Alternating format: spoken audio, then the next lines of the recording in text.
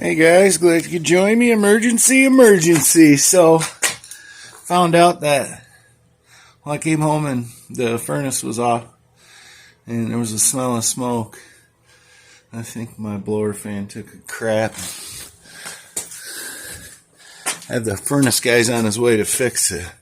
But I'm going to hook the Chinese diesel heater right here in this window. A guy years ago that lived here before me had this fan. It's like a ventilation fan. He hooked it up and built like a gasket. Well, I'm going to put the diesel heater outside. I'm going to run the exhaust port, the heat into here from outside. There's just a window well out there, so let's set it up because I got to do something. Electric heat isn't going to heat this big ass house, so. Holy crustified. There's that old fan. I've never actually taken this out or used it, but super homemade. Oh, we got a piece of plywood out there between us and the elements, the blizzard. We're literally in negative temperature, super blizzard right now. So I got this little block off plate I'm going to modify. We'll get that diesel heater hooked up. Carlton, buddy, you got to do it. Give me that smile too, because that shit was funny as hell. Chill. You got it. Okay, guys. Now I got that emergency disaster diverted. I got my new nut for my carburetor I lost the other day, so I can do that experiment where I hook this generator to this radiator to test how much power I'm using or whatever. I did find my thermal gun. I don't have it out here right this moment. But yeah, this thing performed miraculously. So what I did, I took this inside and I hooked it up through that hole I was showing you earlier.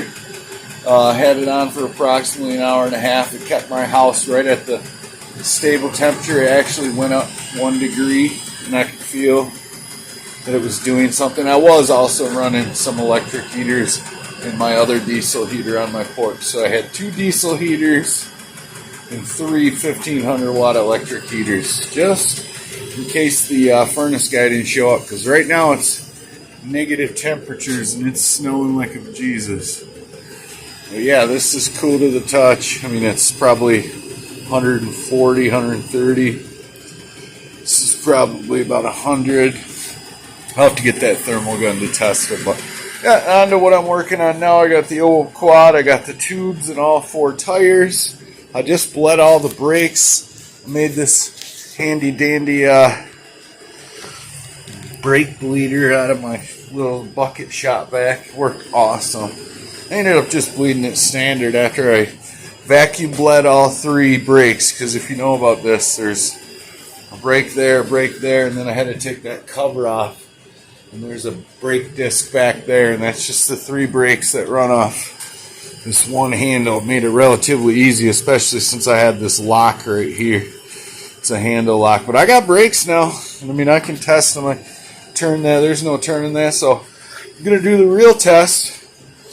Hook up the battery, open this door, and get her fired up. I did take my old gas can up there and filled up the tank. I'm gonna add a little bit of 2-stroke oil, dilute it out, and we'll fire it up.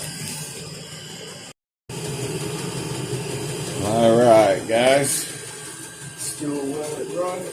Get her in, get her to run. It's been a long time. Here's the Jeep finally started. We'll just run some carb cleaner.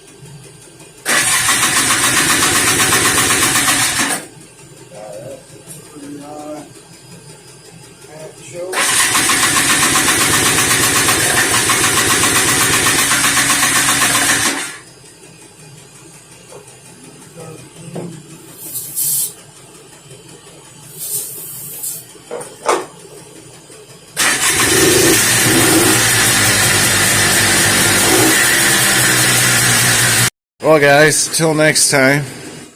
Can't completely put her back together because I need some more PB Blast. I'm going to need some 2-stroke oil. I do want to bring this to work, grease all the fittings, sand those rims down and paint them white. I do got tubes in all 4 tires now. Put a little green slime in the tubes. This stuff, if you haven't seen it, I just like to put it in for preventative maintenance. I did get her running, which was awesome. I am going to still take the carb off, rebuild it, put her back together, try to assemble the air filter correctly. And yeah, that's all done. Once that's all said and done, that'll be sweet. Coming back to this, so it gave me the idea. I've been thinking about it for a long time. I've talked about it in my other videos. Bought 2 of these heaters on like one of those rolling carts. The generator like that. A couple of deep cycle batteries like that. And say a 5-gallon diesel tank or 10-gallon, 2 5-gallons that are removable. You can just drop the fuel thing in. Be sweet because, or it just has a rack so you can just fill these up. Could be a lot more maintenance. Probably just hook up external tanks. But long story short, I also have inverters. So you put 2 of these, 2 deep cycle batteries, an inverter, this, a battery charger, all in one unit and make it weatherproof. And you could make some like window gaskets, so like insulated tubes like this, but the insulation on them. This unit you roll out outside of a house or a cottage in an emergency. Let's say your furnace goes off, or you go up north and your cottage doesn't have heat for one reason or another, or whatever. Let's say you got a homeless shelter, or there's some kind of disaster, shit hits the fan. At least you have a way to kick out somewhere around 50, 60,000 BTUs utilizing just 2 of these heaters. And yeah, that's the idea. I'll be making that, so look forward to that. It's a future video. For now, I still got to hook this generator up to this and do the little test. And I got another one after that. You know me, so keep watching. I'm just going to keep making videos. Thanks. Have a good night.